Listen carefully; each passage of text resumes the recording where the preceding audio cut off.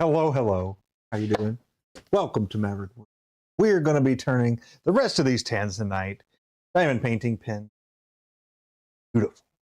And then Abby will eventually start sanding them, probably tomorrow. She's got other things that she's working on right this second. However, it's also chilly in the garage, so she wasn't very eager to get out here. So there's also that.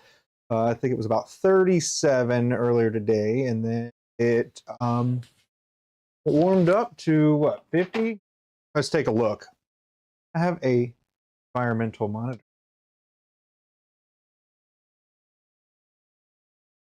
46.7. Nice.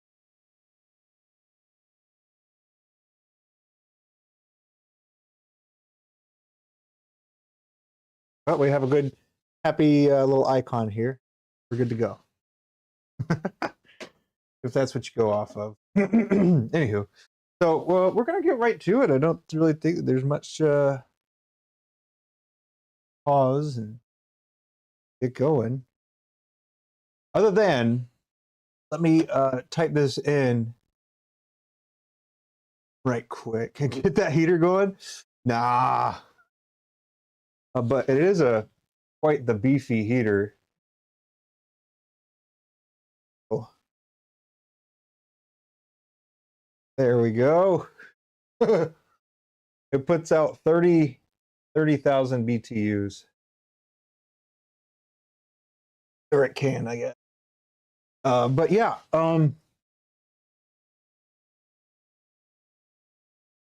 so yeah. No, I mean, I got my jacket on, I got some pants, all fired up, all hyped up on Mountain Dew. I'm just kidding. But I do want to go ahead and type this in right quick and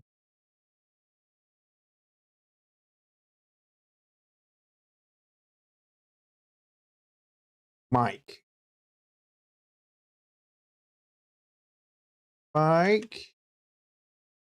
if go up, I have potential solution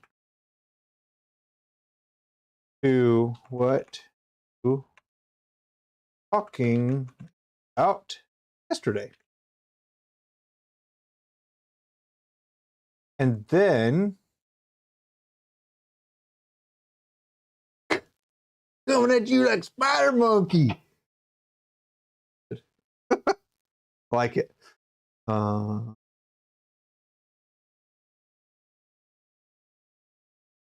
Feel like there was something else. Don't remember what it was. Guess that's pretty standard, huh? It'll probably come to me later, and then I'll address it at that point. But yeah, Talladega Nights, good flick. It's really not that bad in the garage, especially when you're moving around. But this atmospheric monitor is pretty. So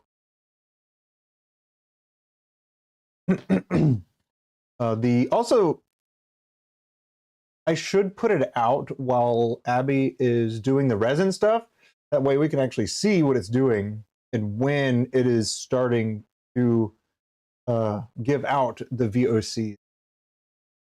Because it does, and I'm pretty sure that it does it when.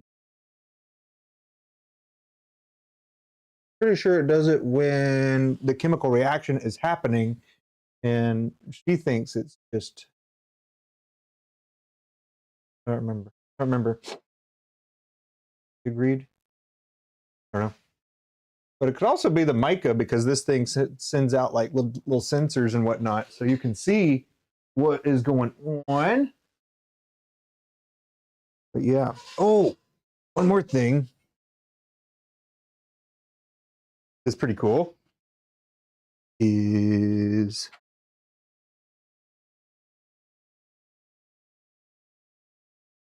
this here.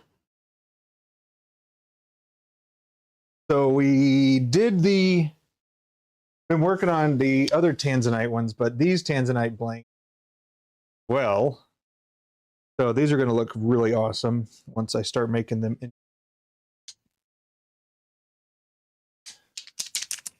Which will be awesome. At least I think so. Yeah. Heck yeah. But I don't know when I'm actually going to get to those.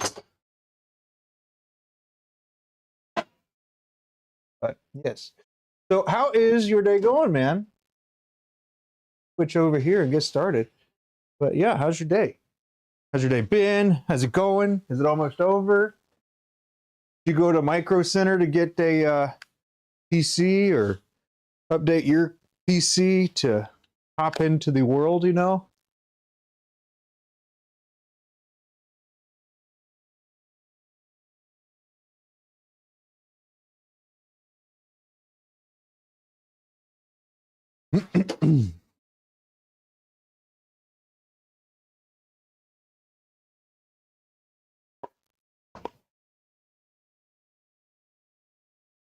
I'm hoping that I'll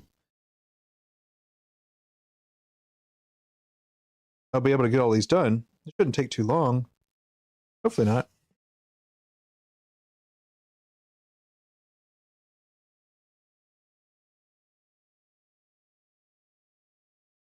There we are. Okay.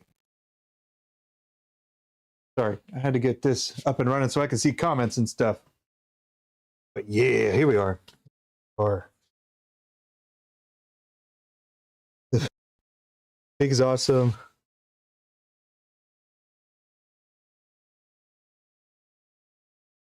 Along replacing broken stuff. Oh no!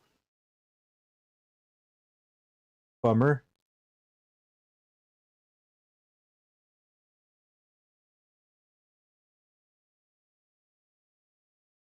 Much broken stuff.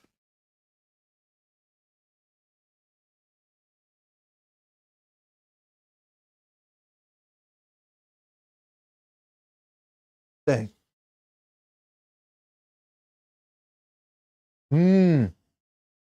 Yeah. Chemicals are so weird to me. Like, I guess my younger self is like, well, you could just put it in, a metal bucket or something like that. Like, no, but that's going to eat right through it. You put it in something like plastic, and for some reason, I associated like hardness with, I guess, durability, and with chemicals, that it doesn't really make that much of a difference, so that doesn't really apply the same.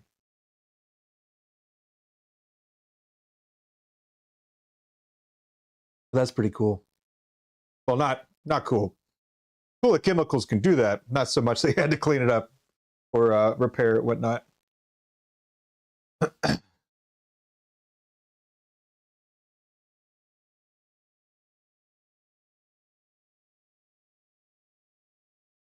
Oh, that was the other thing I was going to do.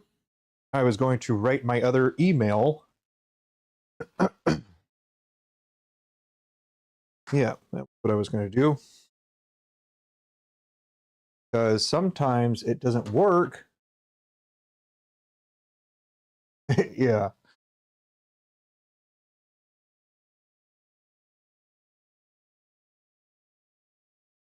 I'm going to see if Abby can actually do that. Hopefully she is able to do that.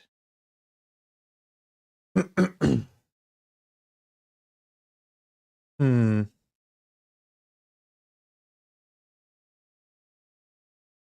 That's the okay. That's one, and then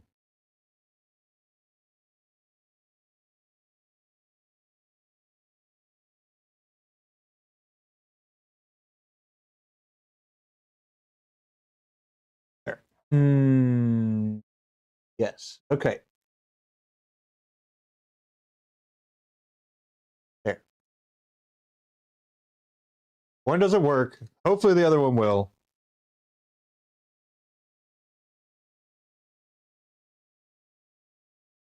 And I mean, I don't expect an email or had or wanted to share something.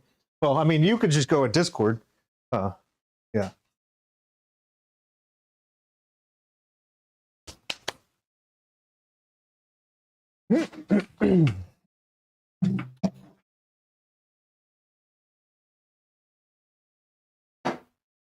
Whoops.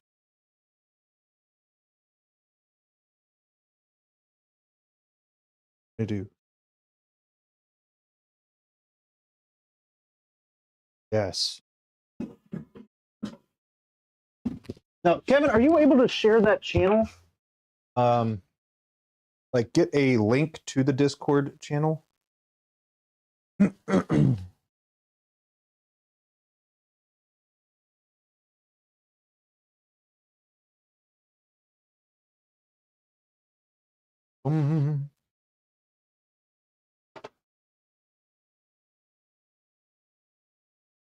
I also made another one, a little different. Trying to refine my design here. But this one's bad. And I don't have a section for it, but it doesn't go right. So still just this one for now. And this, on the other hand, I know that I've mentioned that I try to keep them recessed for that, but this one's so small that I want to keep it out.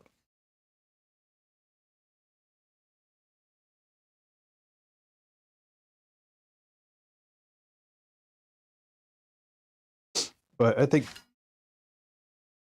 this one's awesome to be it.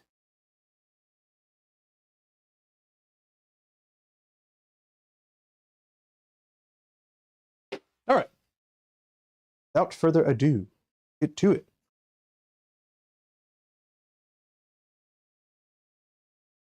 Already.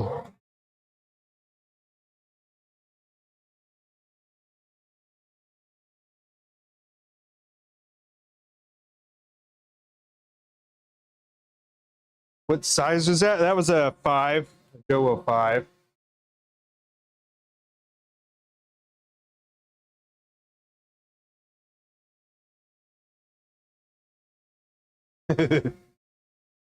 Yeah, here, I'll show you a comparison.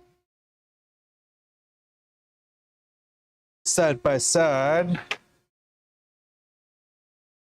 Maybe.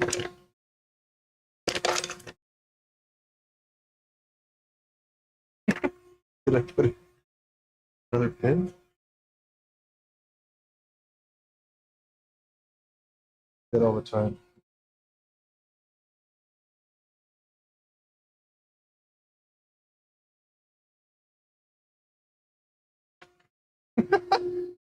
Oh, converter. Oh, you know what? It's all inside from the other one that I did. The one that I was working on designing, and then I was writing out like all the instructions. So it is inside. See if there's another one. Got a lot of nibs. Find it. Oh.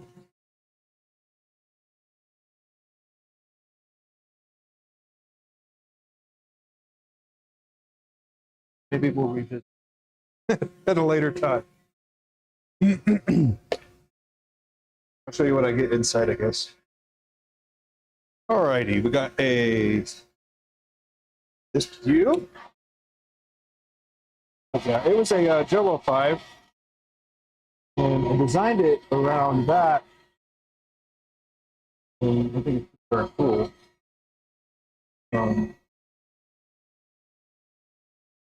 Bit of variation in like this for the tomatoes. That was it's the goal there.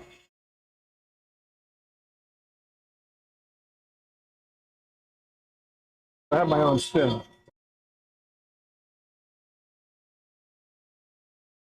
That wasn't intended to be a turning pin. That's as it could have been.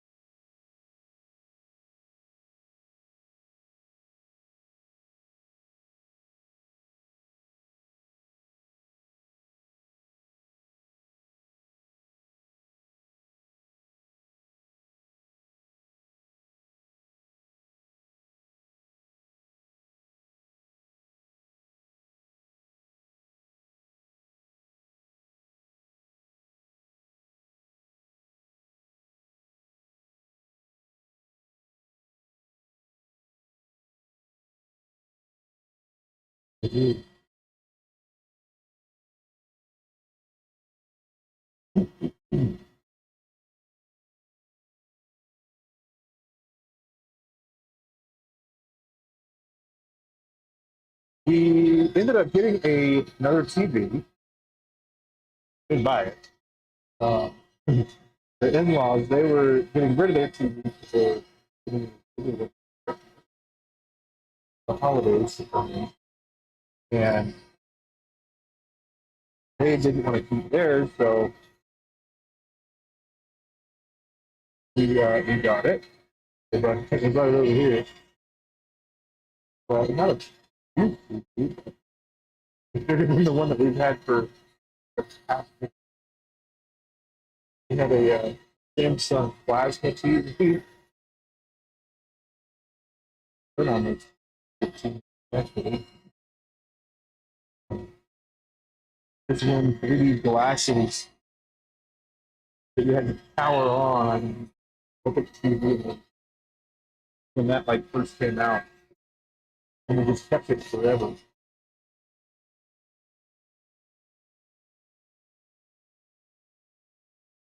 The reason we just focused.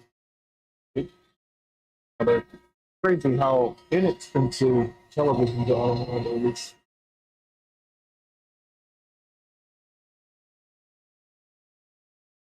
I think they sell it at 60 something or like $200. It's just it's crazy.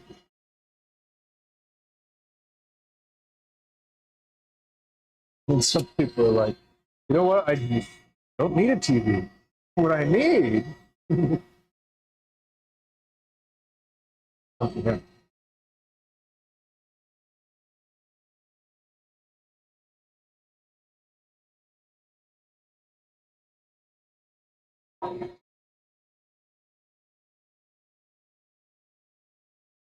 Uh-oh. That's not good.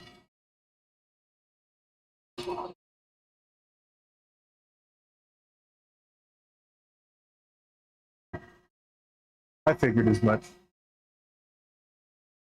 I wonder if it was just proximity.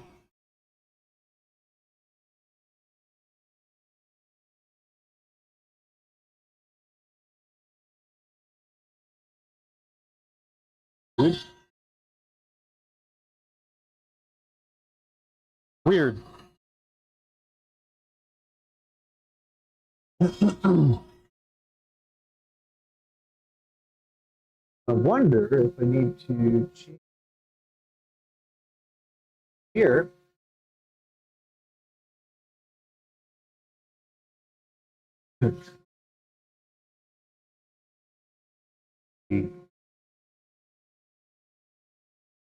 Voice detect.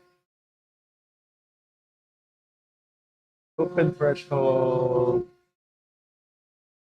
Copy down. That. How about that?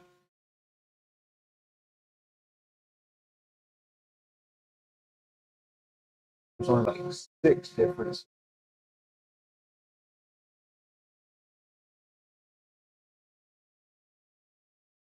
That should be good.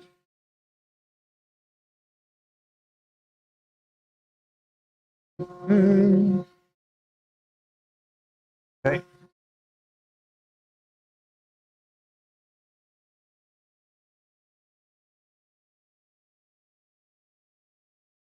All right. I think that's all I got for now.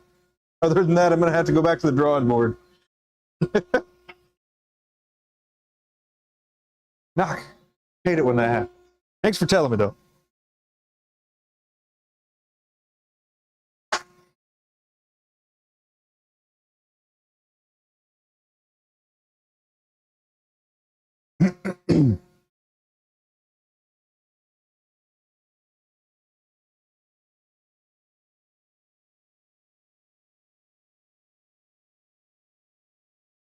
So, kind of a crazy story, I reckon. Crazy, maybe. Weird. Yeah, I guess it's more weird. But when I was first starting to play WoW, I got really into it.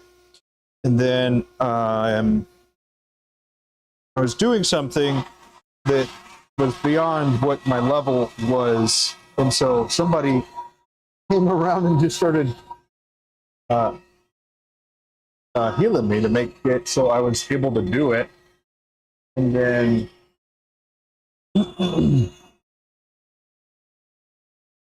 then I ended up, being friends with the person. And funny enough, we ended up meeting each other.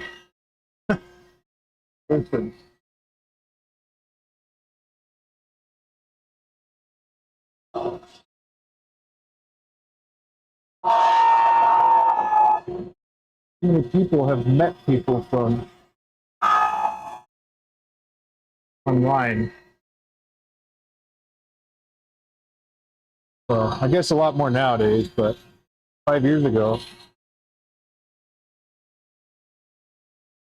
it was pretty unheard of. She also really far away, but she had family that was kind of near where we were at the time. So that was weird, but also kind of cool.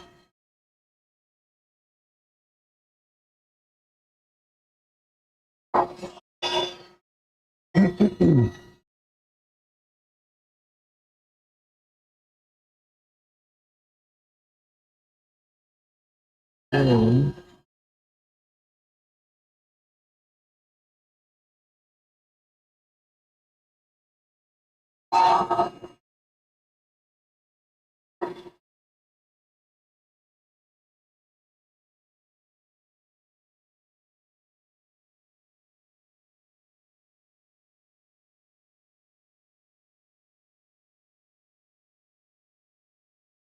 hey, that's kind of cool.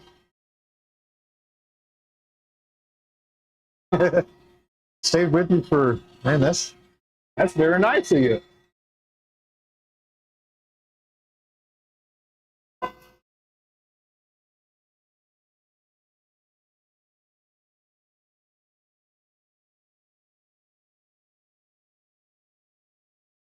And then when I was even younger than that, I was still in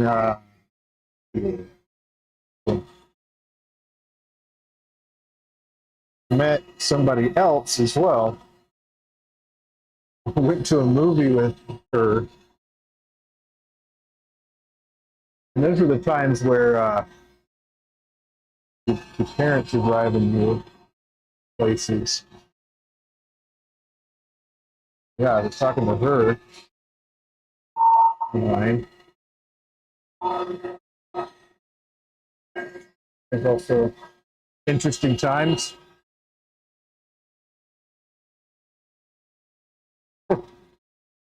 That's crazy.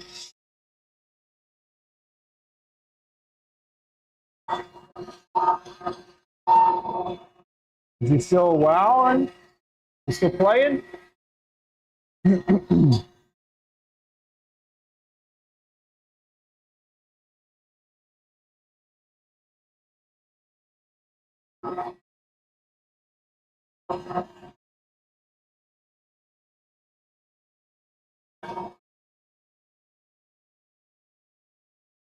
My longest friend goes all the way back to middle school.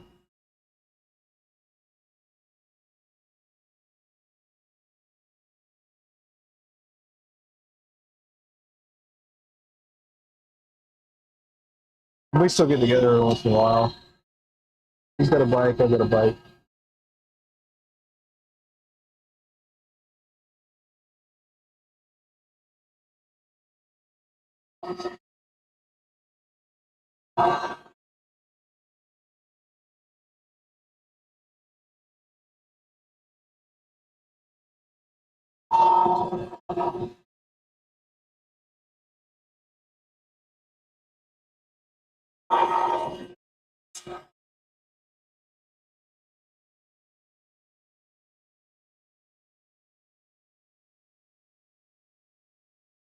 Yeah, I guess that's about school 11, 22-ish years now. Somewhere around there. 20 to 22 years. We were into football camp. What a terrible time at football camp. I rode dirt bikes all the time. And one of the days it started raining. And so the rule was when it starts raining, I got to put the bike away, which makes sense. I was pretty young. I wasn't super experienced riding a motorcycle on wet, but it is what it is. Parents want to be inside. So I went to go put it away, and then I went around a left turn. The bike fell on my leg, and I didn't really notice it initially because my legs were kind of cold. But the actual, I think it's maybe the transmission case or something like that, burned my leg. And then when I pulled my leg out, it burned all the way down the back of it.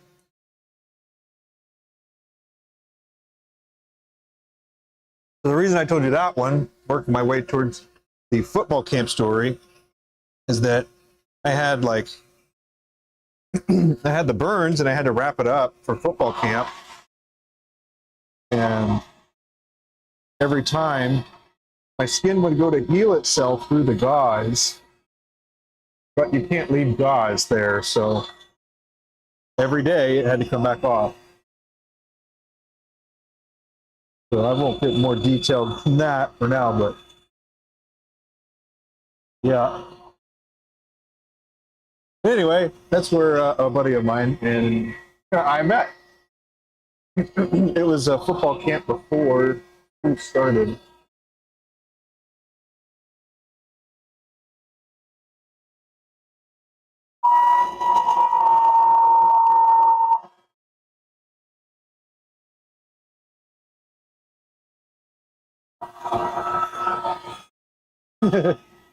Yeah,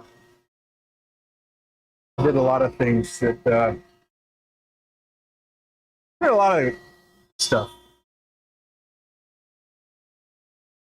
Things that I look back on, I don't really think that they're reckless because I did practice a lot of those things a lot. But I imagine somebody else looking at it from an outside perspective, be like, "You are so crazy. What is the matter with you?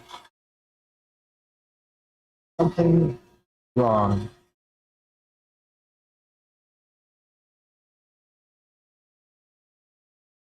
I just like to do things that were,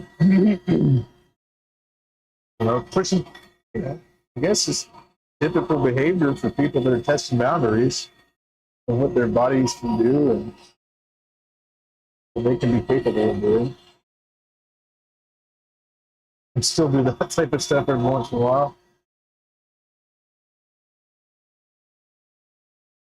I didn't fall asleep at the computer last night. I stayed there the whole time till like 3. Or 2. Maybe 2.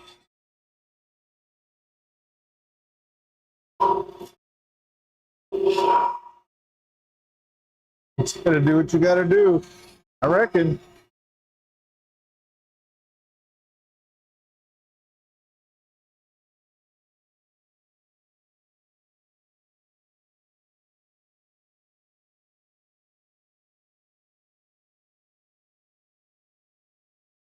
Yeah.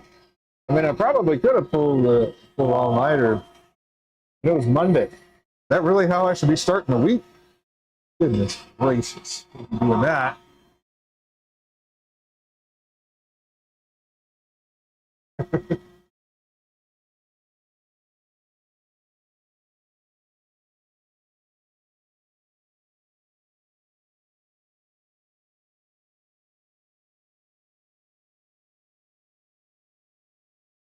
Yeah, I probably could have. Just checking the capabilities, you know. Then, on top of that, I knew that I wanted to do some more today.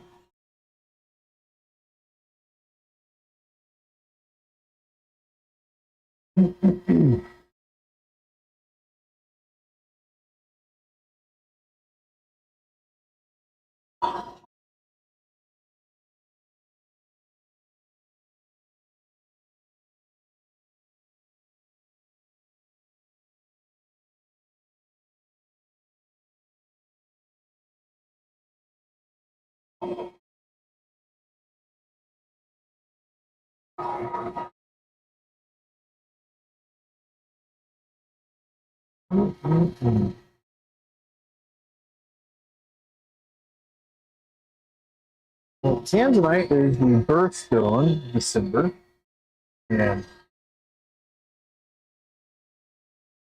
name of the blank, so it is a themed blank for that particular reason.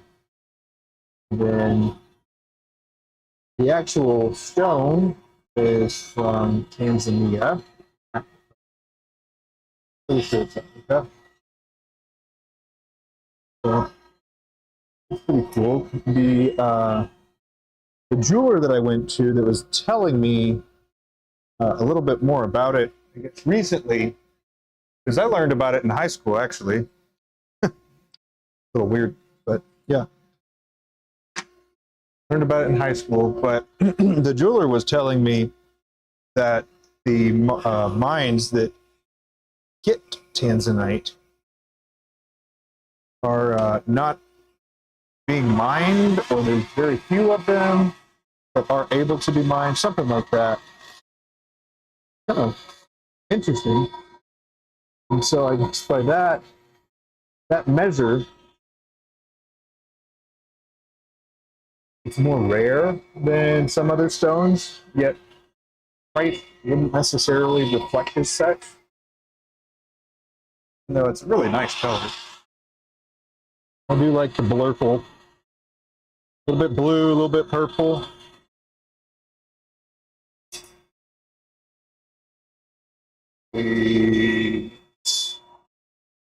Yeah, a little blue, a little purple. And then everything in between, blues and purples.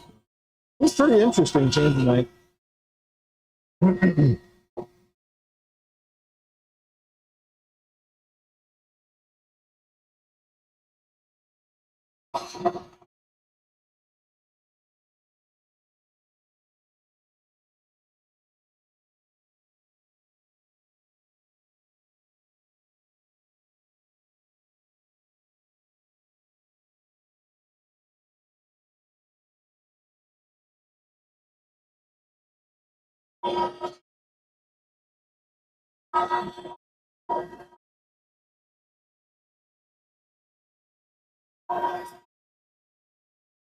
What you got on the agenda today?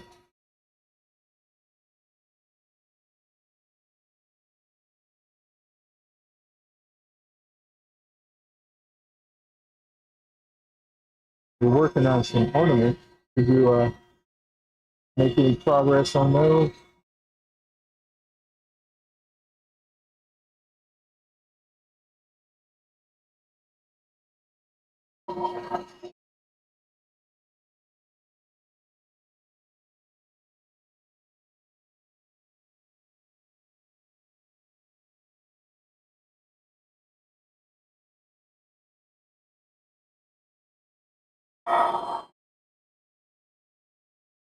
You made the mold, nice. You made a silicone mold?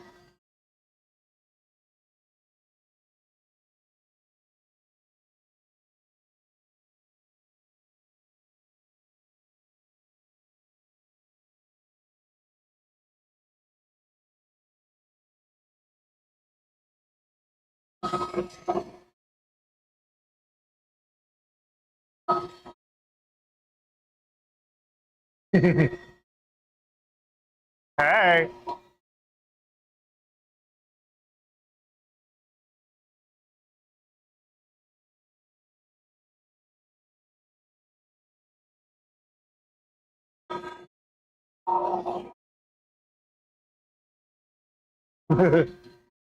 No, like a silicone mold.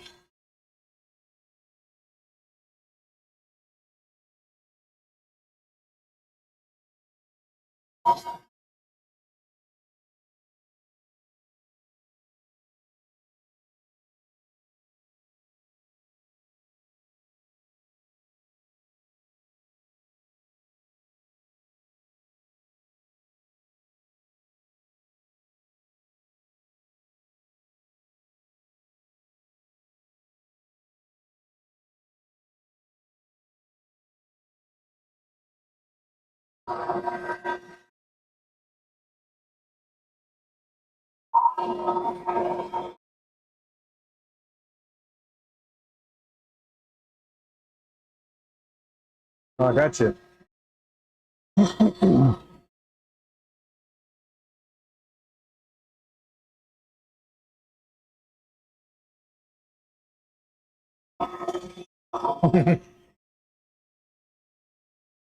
wanted to make ring blanks like some people do, just get like a block and then you just chop it into pieces. Or like this. This could be a ring blank. But you could also do a PVC that's like this. I think this is like 1.5, 1.25, 1.5, something like that. Also make ring blanks out of that.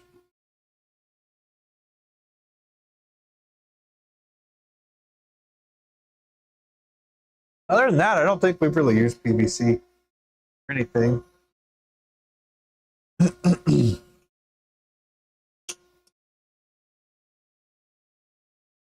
But it does, PVC actually is a pretty good thing to use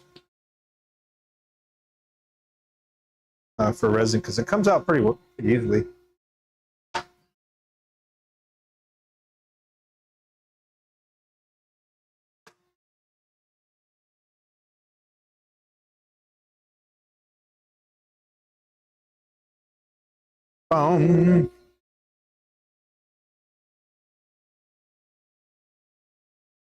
It is December 3rd. Goodness gracious. Me? November go by really fast. I swear it was like Halloween not that long ago. Now, it's almost Christmas.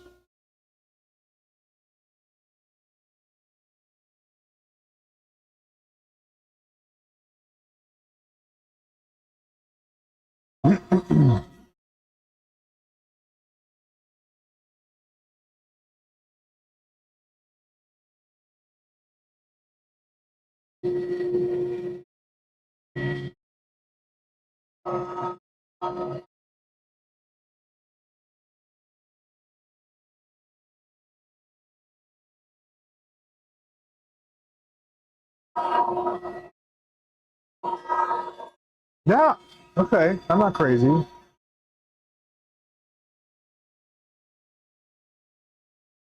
Need to pump the brakes, you know?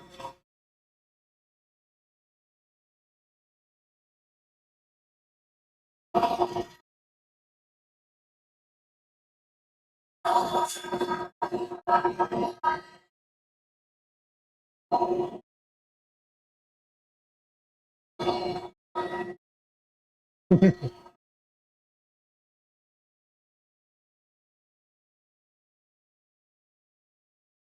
kind of funny that I've had as much time as I've had for preparing the, I guess, the shape that I'm going to end up doing those wood pins. because the ebonite's still not here.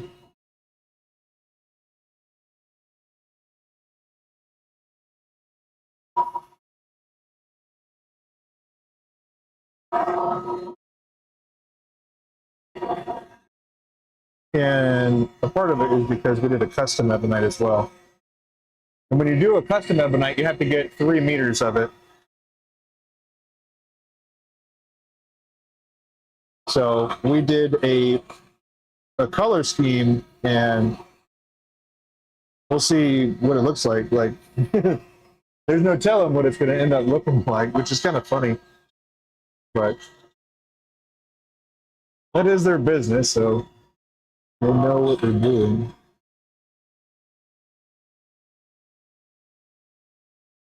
Yeah, 3 meters, yeah. When I got, shoot, I guess if I broke it down into meters, I got 4, 5, 3, 7, 12, 15, 15. I think I got about 15 meters.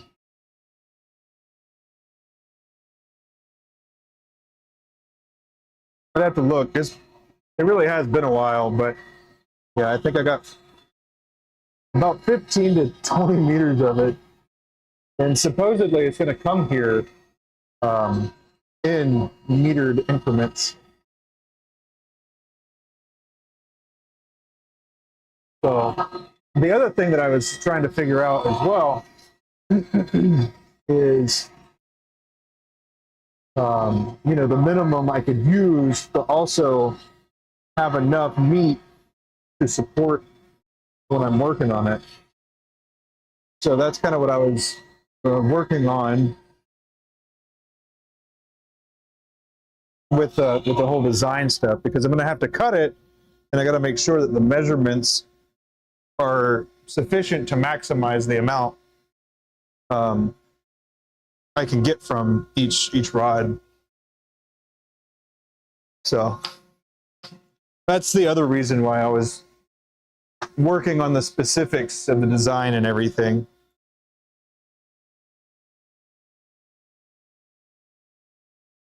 Because when I use a regular bespoke rod, it's not really much of an issue, because my pins aren't as long as some other people's. So, and then the other thing is when you have a rod that's, I think this is a 8.5 to 9 inches. But when you use a rod like that, some people don't feel like they have enough room to actually make a clip or the piece to be able to put a clip on. So we can actually revisit the clip later on.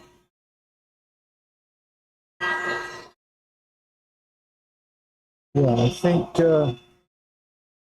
that'll be the direction, I reckon.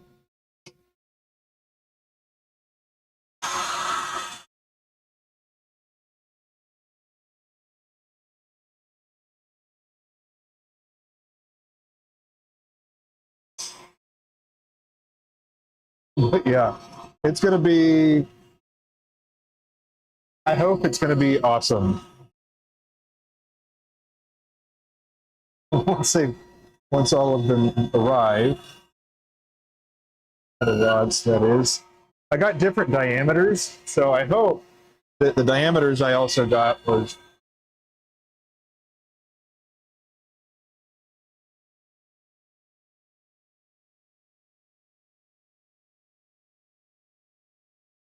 I hope I got the appropriate diameters, because these are about 19 mil, and when you're doing a sleeve like that, you want to make sure you got plenty of meat on the blank when you're doing it.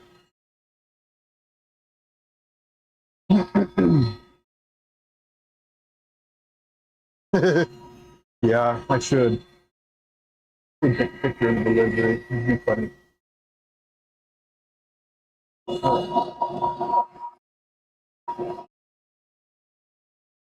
Oh yeah, the clips. You know, it is one of those crazy things that you don't necessarily know how until you do. Like, I'll just I just put it to the side and just look at it and think about it, and then look at it and think about it. You know.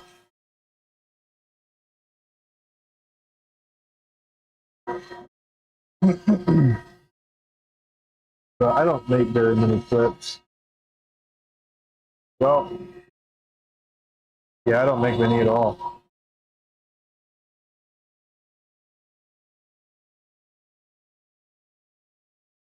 I'll show you here in a second. One of my templates, I guess. I guess that's what I could call it. Template.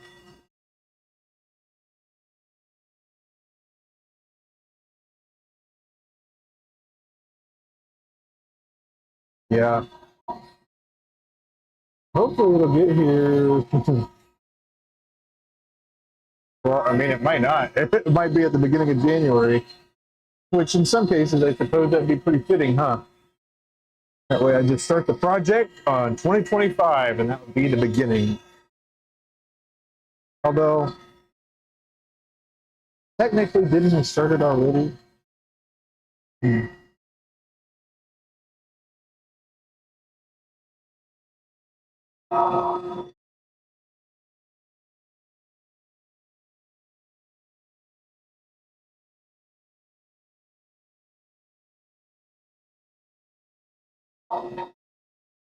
Yeah. New year, new project.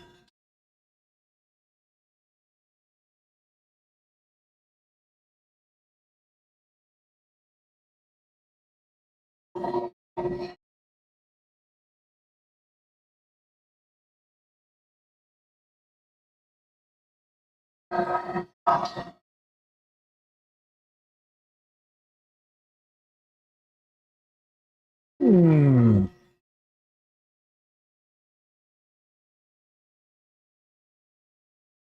An interesting little realization.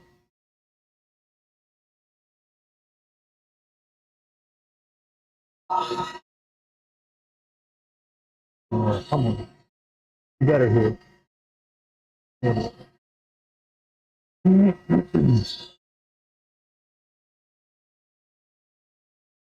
Hey, cruising right along. Yeah. I will be right back. My kiddo got home. I'll be right back.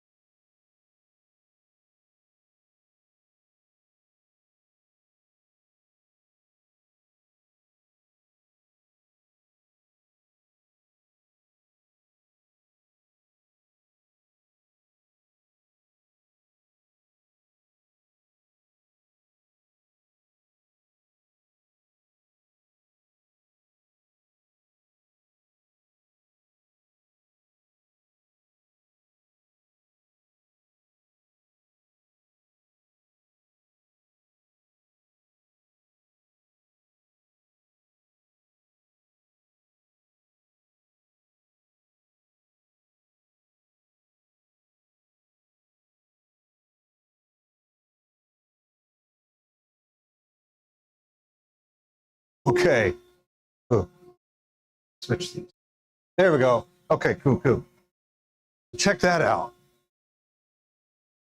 So this is a swatch card, and this is the ink. So it's Ferris wheel press, and then it's the Age of Aurum. So I just got these. Well, Abby just got me these cards, rather. But that ink is so cool. You can see the shimmer on that. It matches my chain. That might be one of my favorites so far. Like a, I don't know, like a bronze and shimmer gold and stuff. Awesome. I'm gonna go give it back. Abby's been doing her swatches of the different inks. I really like this one. Yeah, it should go into your bronze pen. Oh, maybe my brass pen. Because my Supra also already has the other one. Here you go. This one could use a cleaning anyway. I'm in no rush.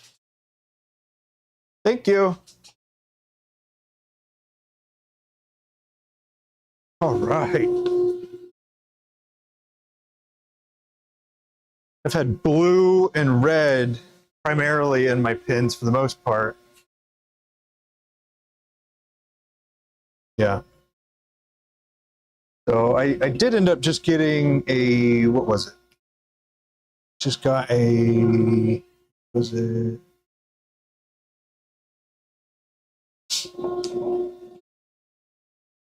From Atlas Stationers. I got Galen leather notebook cover, a Hobonichi planner, and those cards, the swatch cards. But yeah, when you go to a pen show, you're going to see a lot of things like that. And people love their pens, love their paper, and they love their pen, paper, and ink. So there's a lot of different avenues. Pens, paper, ink, nibs, and then also the materials that the nibs are made out of, and the artistic abilities for the craftsmanship that go into the pen, and all kinds of stuff. So a lot of people have a lot of varying interests, and then some of them will fiercely defend whatever it is that they love and appreciate so much, and I don't blame them. If it's something that's super important to you, yeah, stick with it.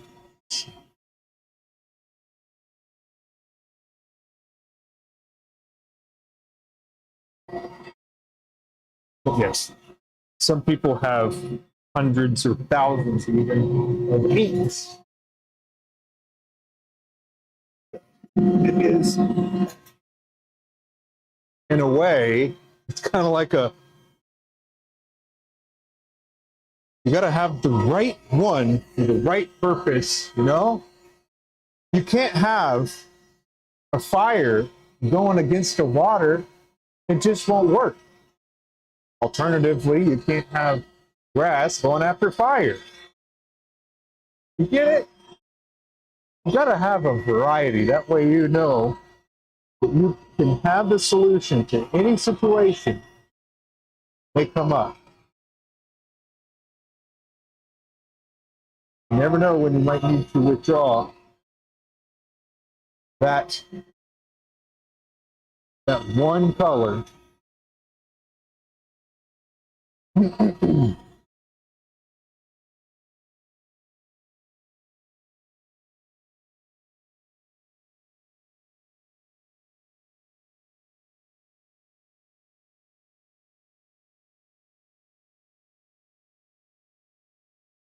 Anyway, that was a Pokemon reference, isn't it? Because the inks and the pens and stuff, they're like, you got to catch them all.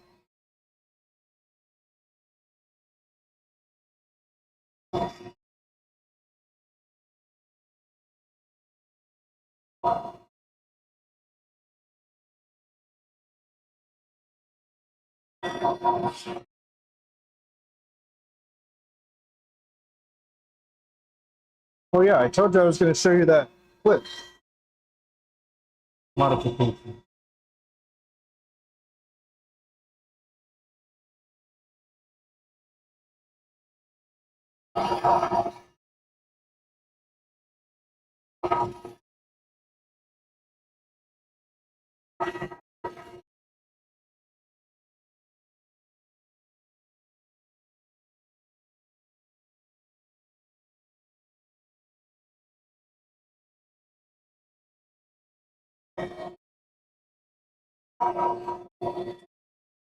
When you say the pin companion, are you talking about a Pokedex but for pins?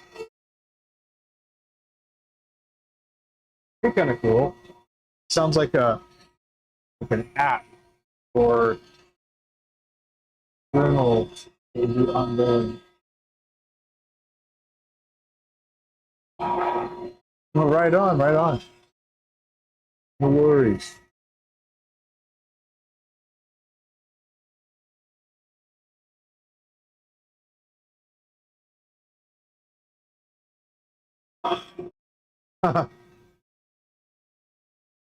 Champion.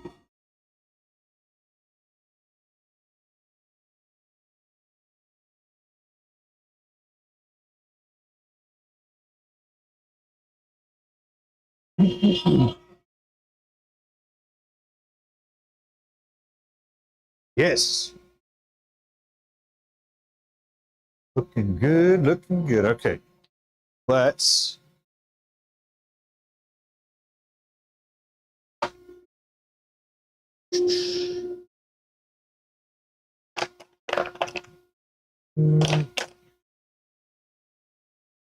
one of them. Got another one.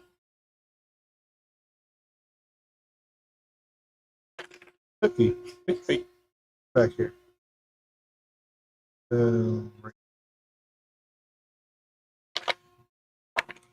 Got one more.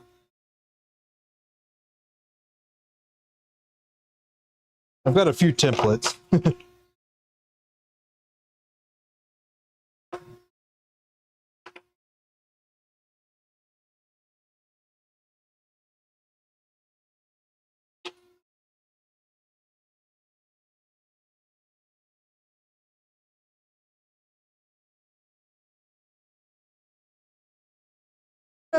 There one go.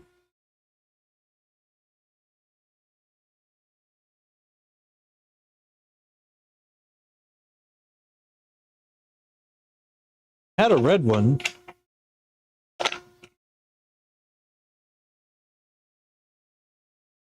With the white cap or top.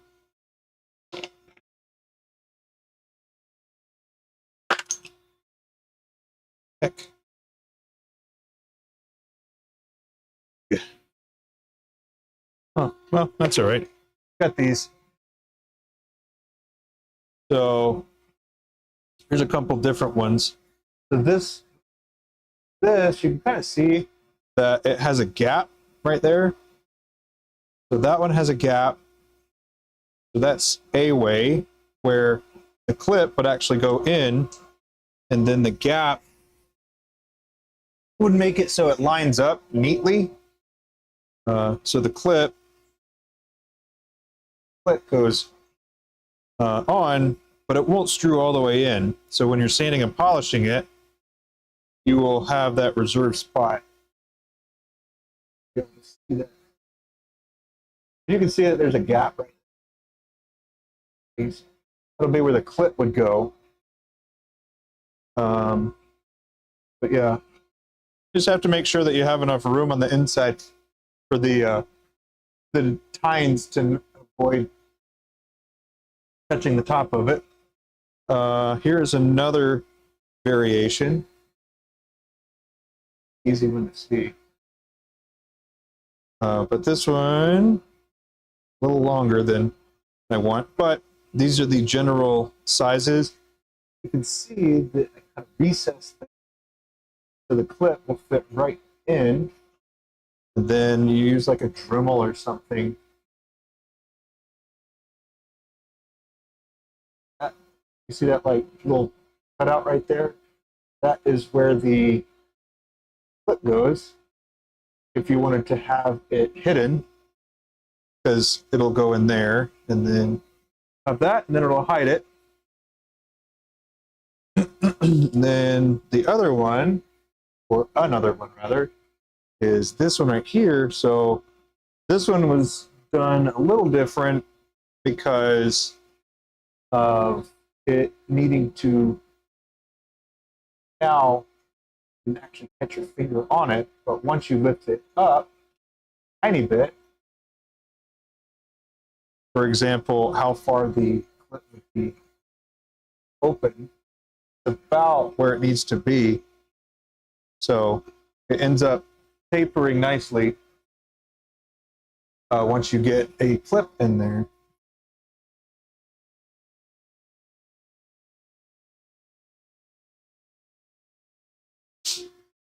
Yes. There's a few examples.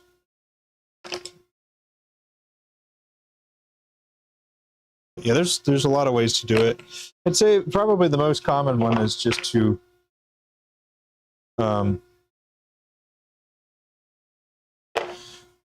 let's see, the one like this that's just flat. So basically what you're going to do, I mean, we can actually do this on one of my other lives later on, but basically from the blank, you're going to cut this out. Oop, and you got it, and then thread it and all that stuff, just like you would basically a section. Then you part it off, then it'll just flip over. And then for setting this part up, you're going to recess it, then create that little, then you'll have to make sure that you also cut a little channel right there with like a Dremel or something.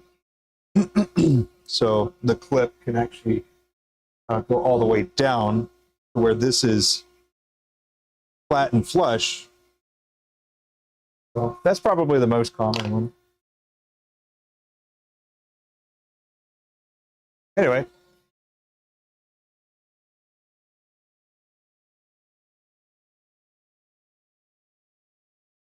But I don't do clips very often.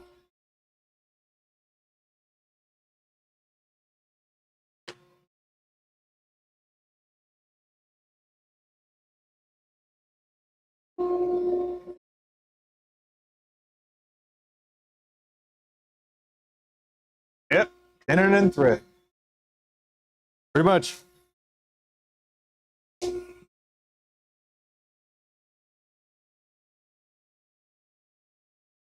But yeah, hopefully that makes it a little easier.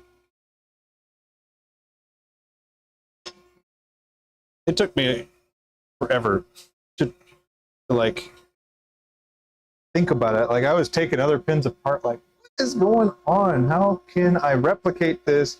Because not only are you trying to replicate that, you're also trying to make sure that you're holding it how it's supposed to be held, so it's not going to warp and everything, or be, you know, off-centered and all that stuff.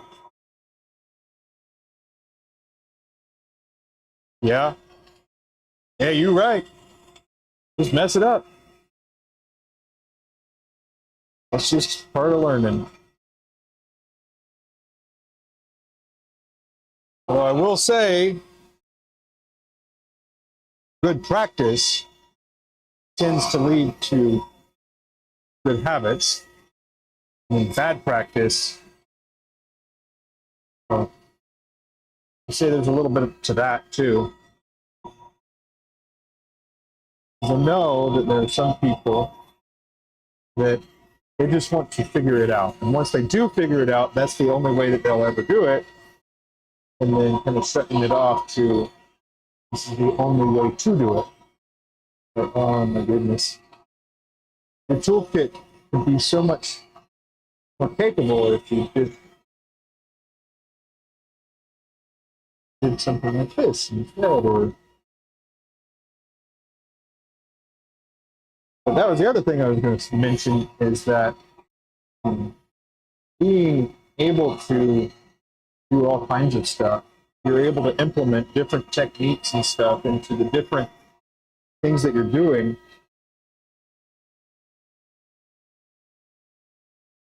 Which is, I'd say that's pretty valuable. For example, your ring making, if you knew, kind of the ins and outs of ring making, then it wouldn't be very difficult to put something like that as an accent ring on a pen. We're just going to do it a little bit smaller and a little bit more dainty, possibly. Or you're going to do it a little bit more robust. Or heck, you even just do it a completely different way. There's all kinds of ways to do it. That's the thing. I will say there's also merit to, once you find a way to do it, don't be so hasty to change. Because that'll cause one of the things that I have a big problem with is not quite shiny object syndrome, but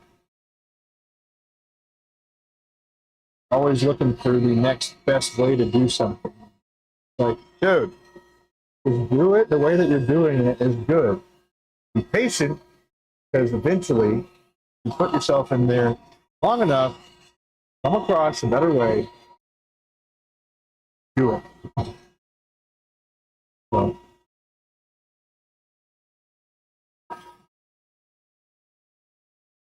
those are my 2 cents, I reckon.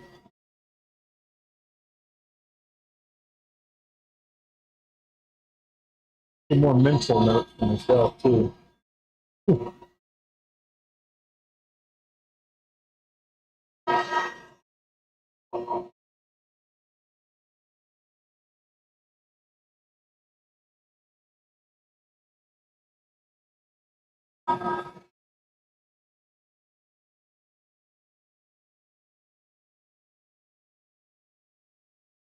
You've been staring at one of the McKinsey clips for 2.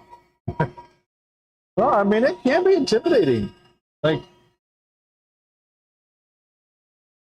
I'll say the other weird thing that that happened to me quite often was I'd start working, or I'd start thinking of how I'm going to do something. And then I come out here and I'm standing there and I'm like, okay, so I got like all the way to the end of how I was doing this in my head, but I don't know how I started. So that can also happen. Kind of funny, I guess.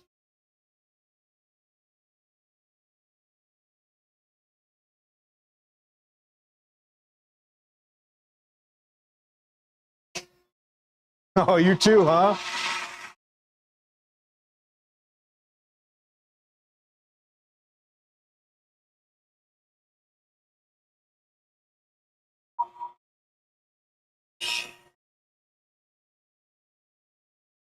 Well, I guess to take that one step further, I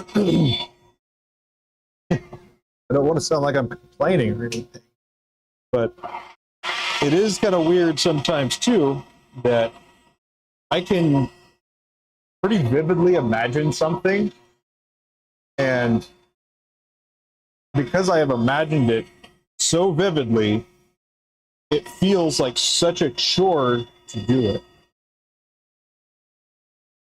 Like, I feel like I have already done it before almost. Kind of a weird thought, but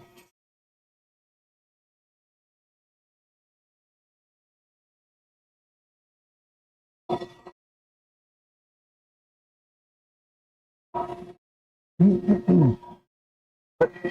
it's only about some things.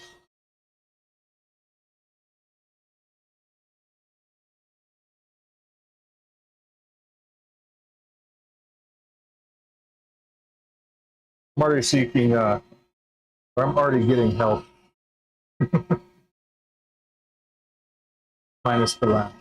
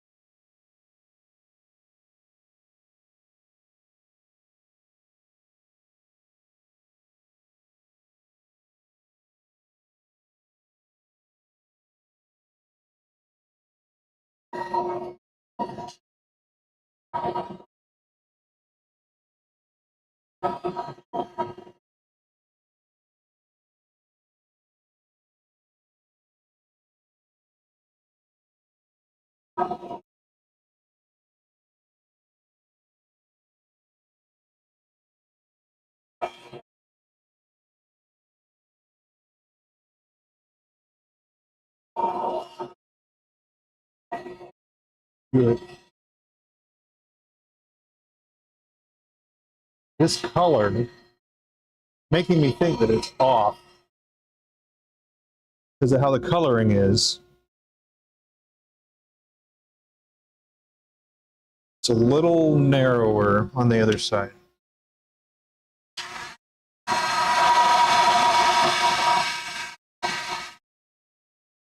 There.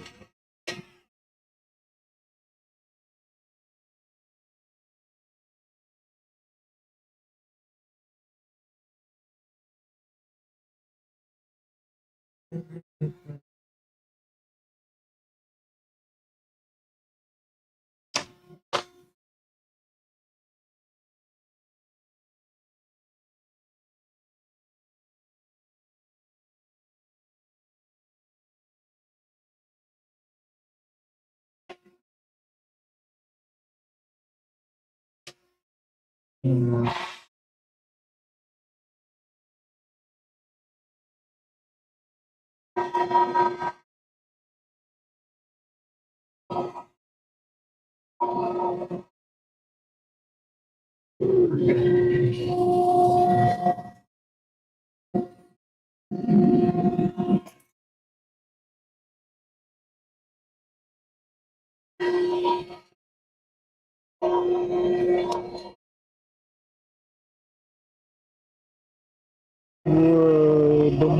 That's what you were.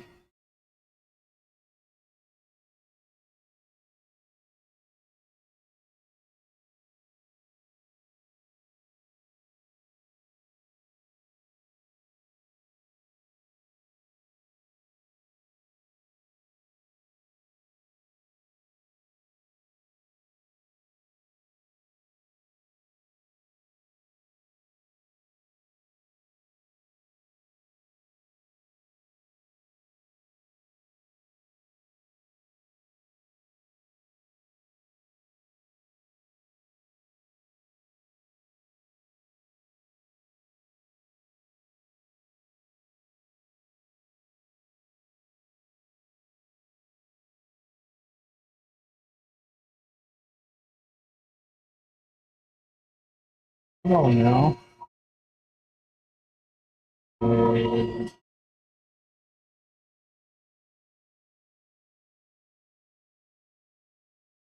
That's what we're looking for.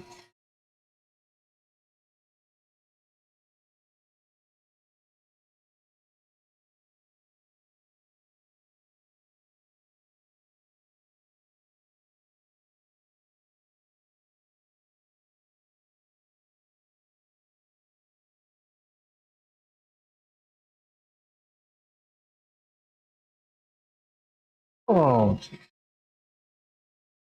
see. Yeah. Let's see what we got here.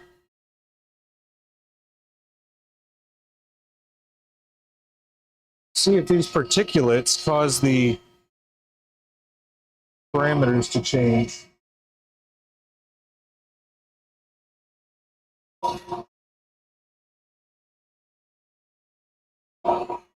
See, dust collection doing his job, man.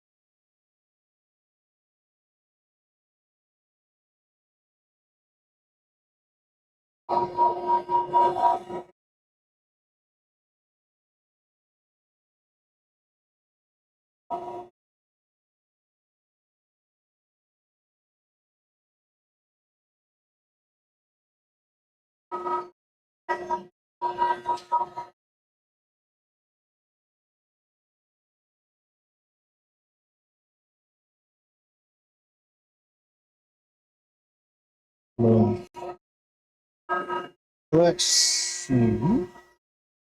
It's 50 degrees. But we were looking at the particulate.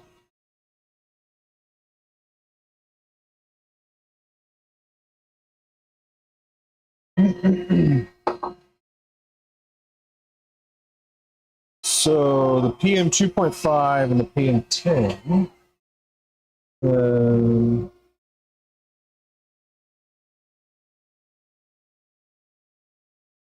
Pretty sure that is like the particle, because I think that's also how the masks are done. If they're particulate matter, particulate material, I don't know, something like that.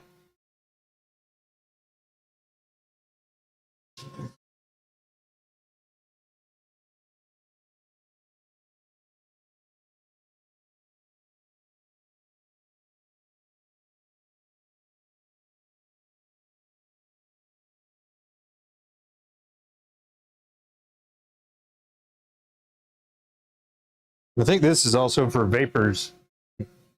How about this one?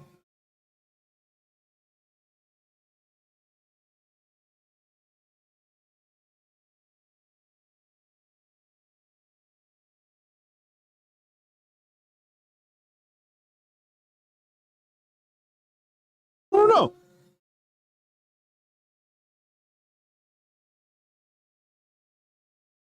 Anyway, this is the one that I use for dust, but when I have like any vapor or anything, I'll put the other respirator on.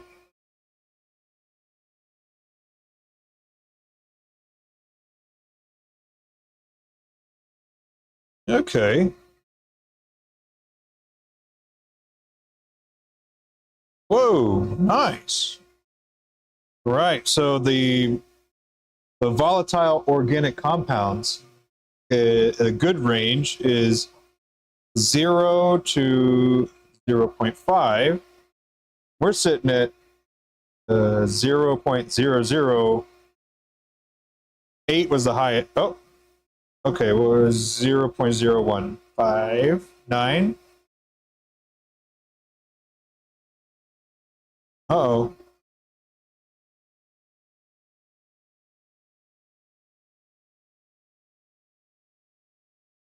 Gotta keep an eye on that.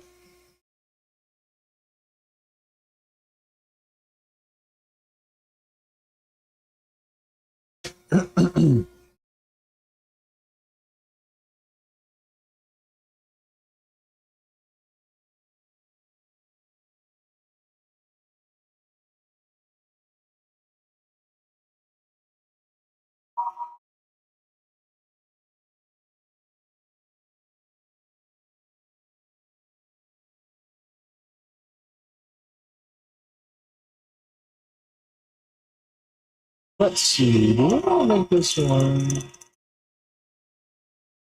Yeah, let's do that.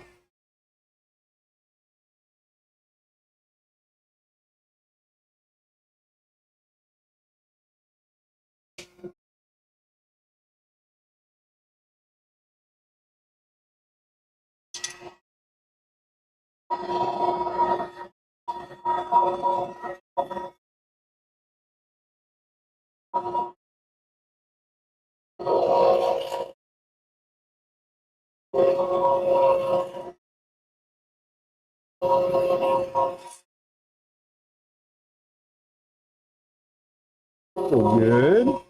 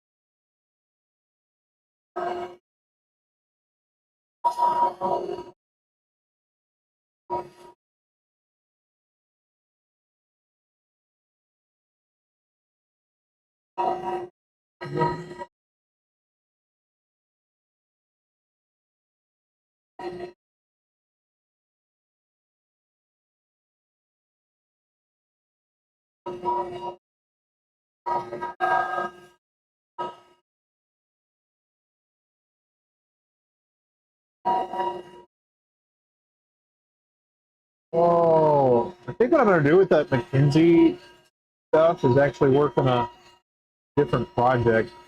So that big bowl that I made, I used Stone's resin. And for that Stone's resin, it took pretty much like $100 worth of it. And I used a piece of wood, a piece of burl that I chopped in half. Was the other half of this.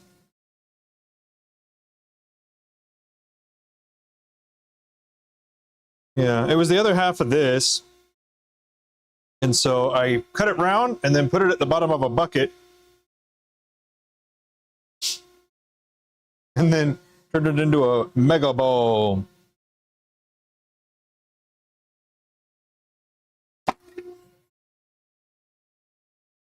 That took forever. Talk about a lot of turning.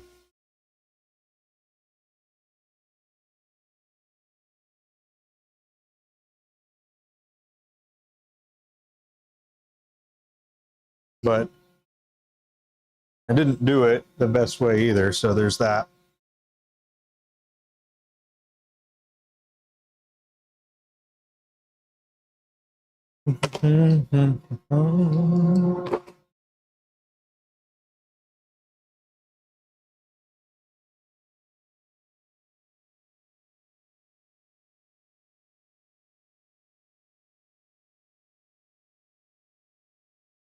Alrighty.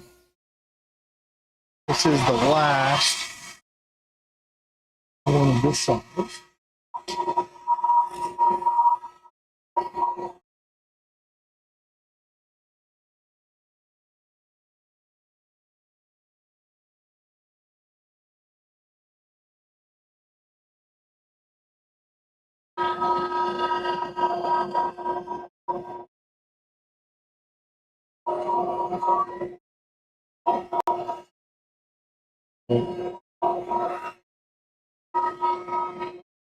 Hey, what's up? How you doing?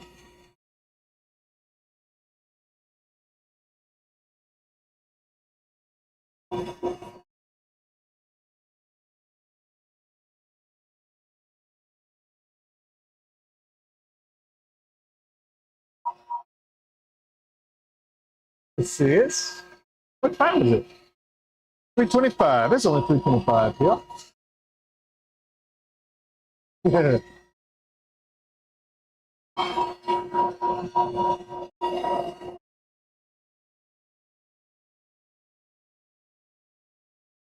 What you been working on, man?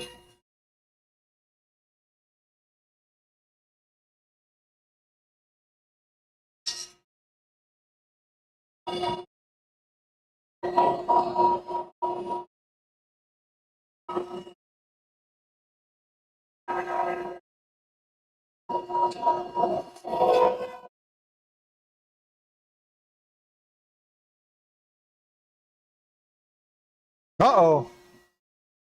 Not good audio, huh? It's trying to cancel out the sounds of other stuff in the background.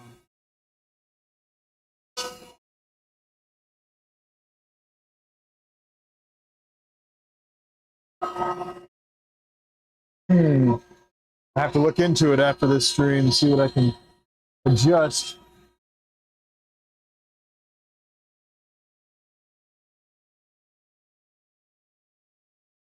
Hey, that's awesome.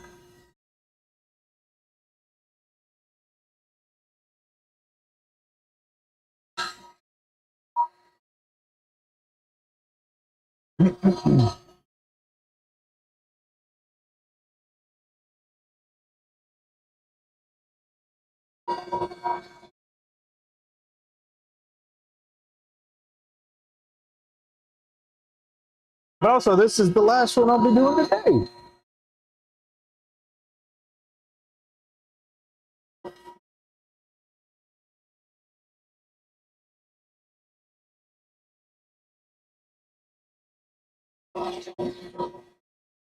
Better to have the sound from the workshop thing.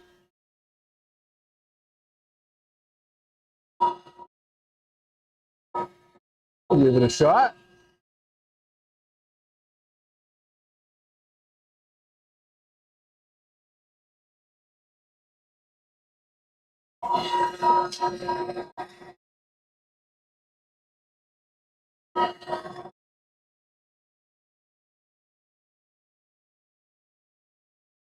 Let's see. I'll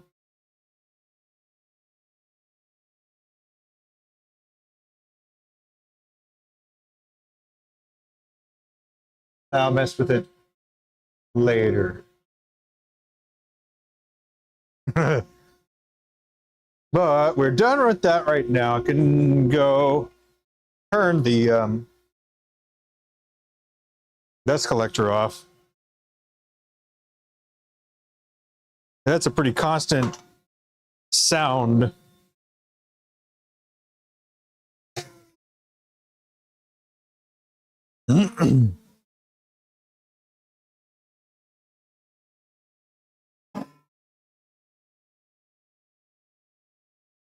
Uh-oh. Interesting. Well, that's not good. Don't want that.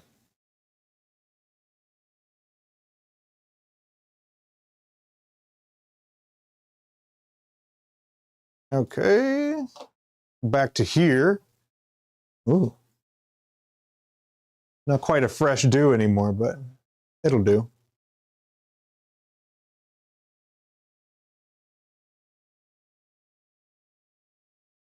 But yeah, I was messing with the noise gate.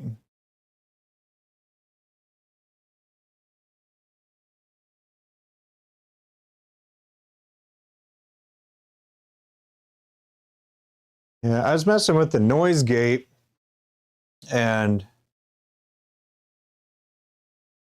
let's see.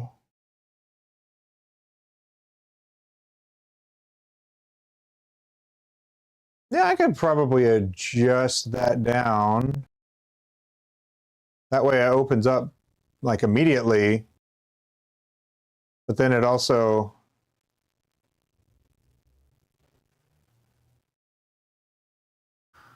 I mean, I turned it. Yeah, man, no worries, no worries. I'm down to try it out. So I've adjusted that, the noise gate. And then when I take a look,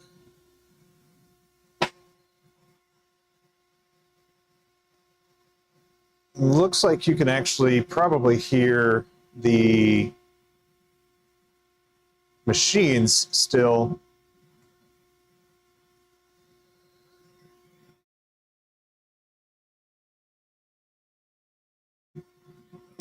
I've filtered, yes. My initial problem was this mic wasn't putting out enough. I had to adjust the gain. And then the other thing was the machines being too loud.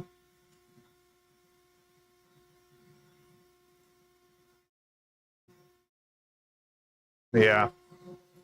I don't know. I have to go back and take a look at the VOD and see what it's up to. But yeah, it's a good little stream. Caught me right at the end, my friend. But yeah, what's the next project on the horizon for you? Now that you're done with the spindles.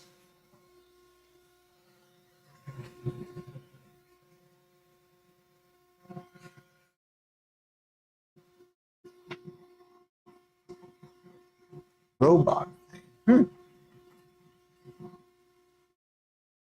That's weird. Wonder if it was the gain being too much. 30 kings, huh? Nice.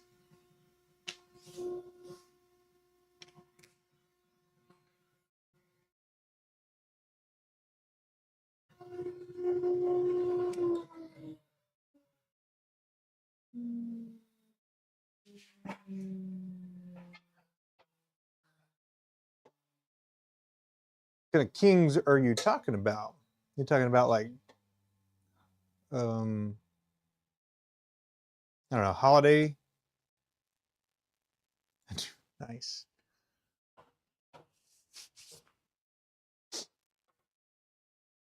You got your work cut out for you.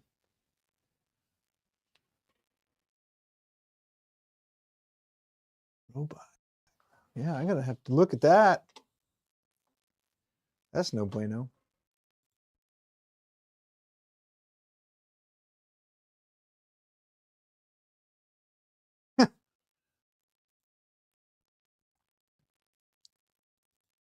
Dang.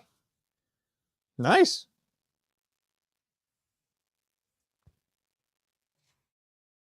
I turned the gain down a little bit.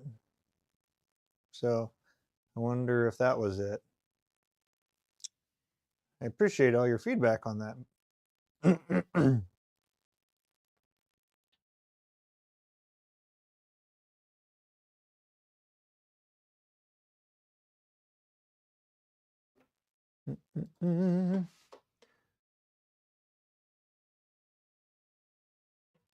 Yeah.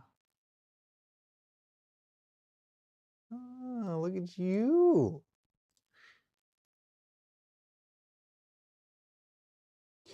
2.6. What have I been making? I've been working or making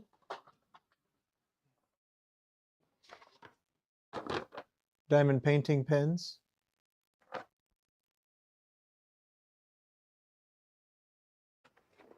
That's what I've been working on today and yesterday.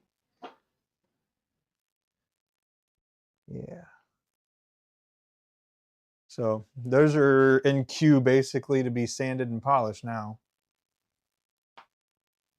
So that'll be their next step. I still have some to go. Let's see, I've got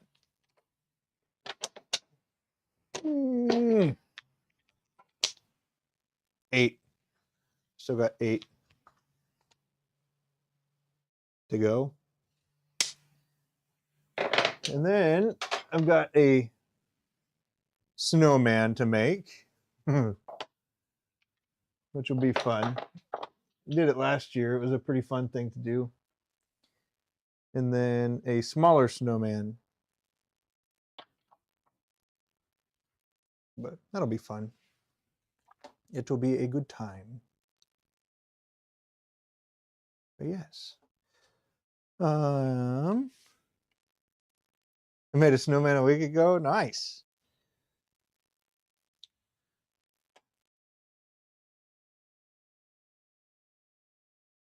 Nice.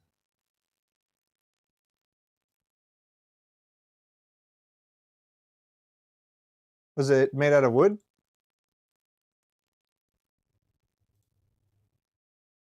Good deal. Are you doing your editing in DaVinci? Or do you have something else that you're doing your video editing in?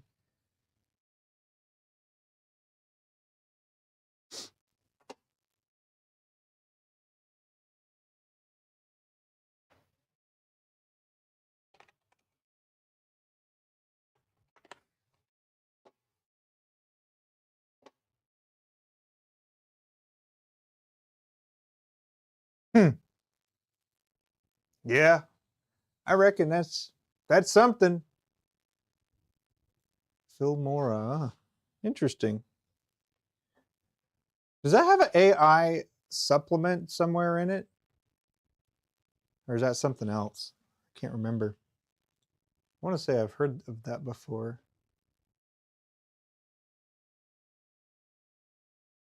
I don't turn much wood though. It does?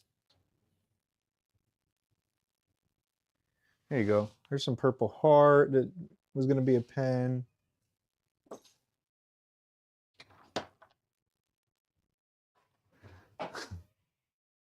And then the upcoming big old projects that I've got are all going to be wood. I'll be working on a whole bunch of different types of species.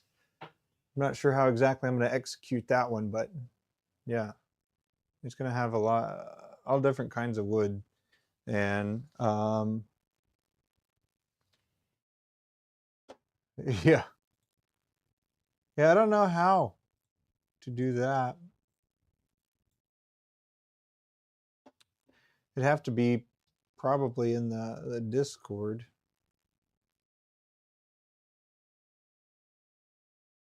Yeah.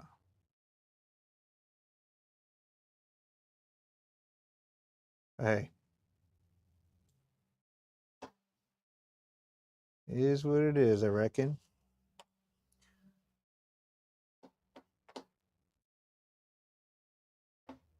But yes. Anywho. I am going to go ahead and hop off here so I can get some other stuff set up. Let's pick a your wood store. Hey, that'd be cool. Be cool to see. I have a, let's see.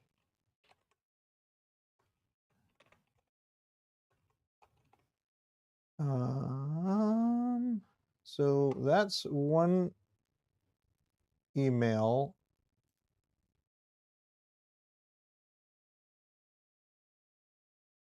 And then, okay. Yeah. Yeah, let's take a look at it. Be awesome. I don't, like I said, I don't do too much wood stuff, but I find wood pretty nice to turn. It's nice to turn, but so is resin, I'd say. Just very different. I don't like turning acrylic. Yeah. I got a lot of wood on hand. Even got a couple 12-inch by 1-inch pieces of snake wood. Got 2 of those. They're expensive. But those are going to be for my bespoke pin collection that I'll be sleeving with ebonite. And it is messy. Very messy. I usually cover stuff up. Like this table over here, I'll get a tarp and put it over top of it. That's all the money there? Yeah. No kidding. They were like $45 for a 12-inch by 1 by 1. Yeah.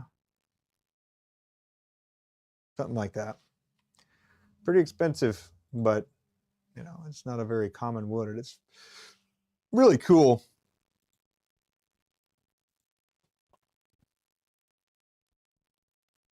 You have one piece at the store. Is it a big piece or a little piece? Got quite a few.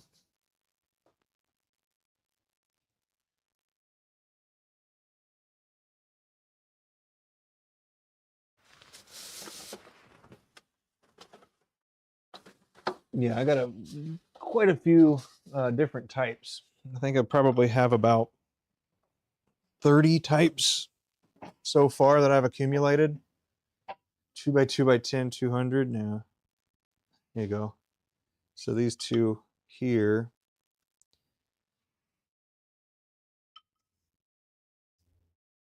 But yeah. Sorry. 1 by 1 by 12, 47.50 each. But it's going to look good.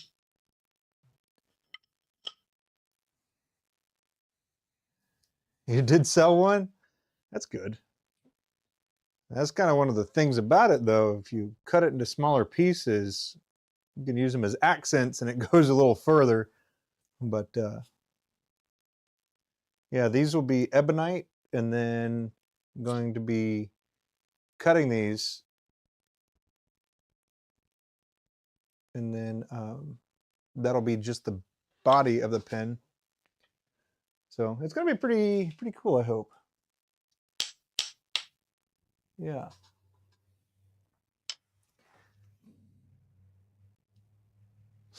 But yeah. Yeah.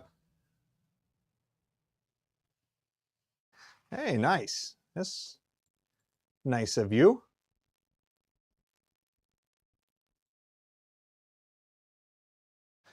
Yeah, I'm pretty sure I've made all the rounds with making pens for people. Typically fountain pens, people don't, I'd say the majority of people don't actually use fountain pens.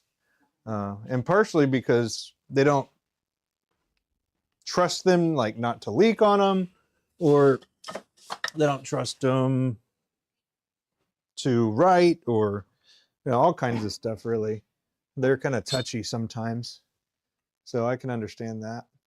But I do carry one in my pocket like all the time. So how many salt and pepper grinders does your family have now?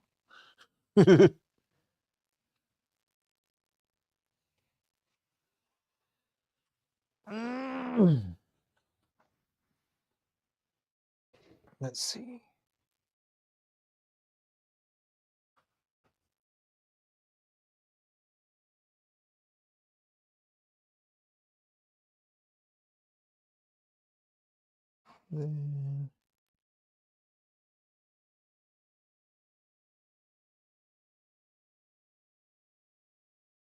Not that many. I love pepper. Pepper is good. I usually use much salt though. Not a bad problem. Not a bad problem to sell them before you can give them away.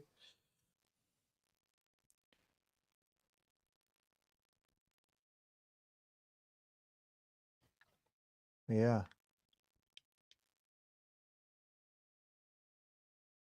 Good deal. You get viewers that reach out to you saying, "Hey, I want one of those. Hook me up." You work on commission. That makes sense.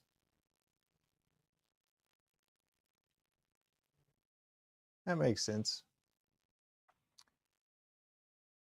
Sometimes we do commissions, but due to like the variation of the stuff, uh, we don't do it sometimes too. It depends on the complexity of what it is that they're going for.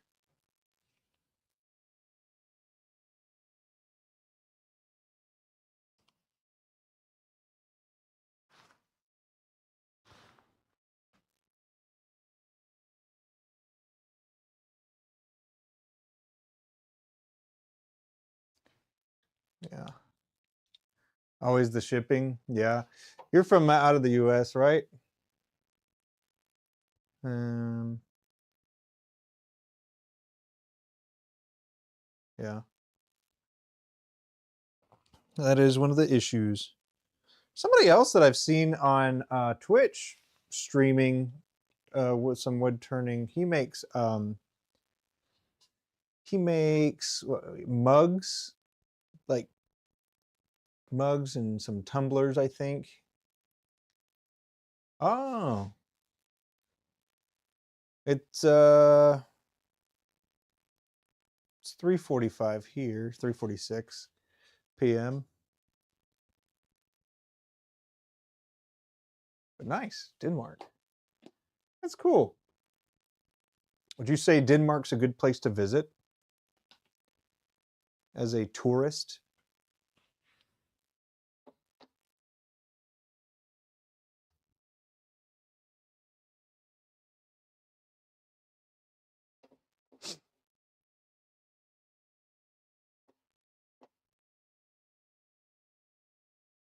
Mm-mm-mm.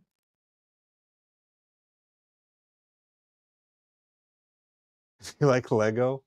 Nice. Well, not really, but I have seen people use them for molds and stuff. So, from a structural standpoint of view like that, it's a pretty clever way to use it. Oh, a lot of Viking stuff? Okay, yeah, I can get on board with that. Do y'all have like a Viking Olympics there or something like that? What was it? There's like different competitions that's up here in Boone, and they have people with all their different their kilts. A bunch of dudes, from all the different places that have the kilts and everything, and they do like a Viking Olympic kind of thing. Then there's also the Redneck Olympics. Scotland. Okay. All right. All right.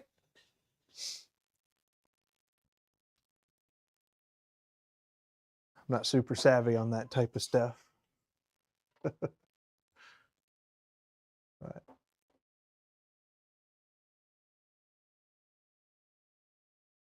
yeah. Well, my man and folks, I appreciate you hanging out with me. I am going to go ahead and hop off for now. I appreciate you hanging out with me, and thanks for the chat. Hey, thanks for the info too and the feedback on the audio. I'll try it out and see what this is.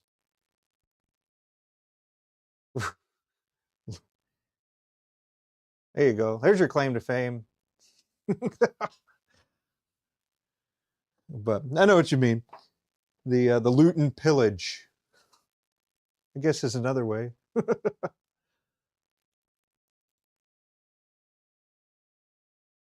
It's funny. I did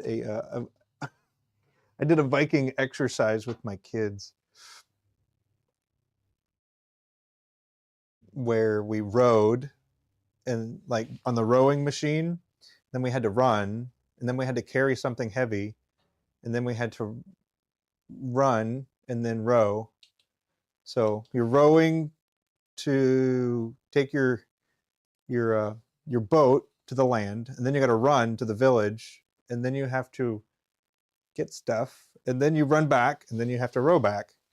So it was a fun little exercise. Kind of made it a story adventure kind of thing, and they enjoyed it. But yeah. Well, I hope you have a good night, man. And thank you for stopping by, and see you next time. Take care.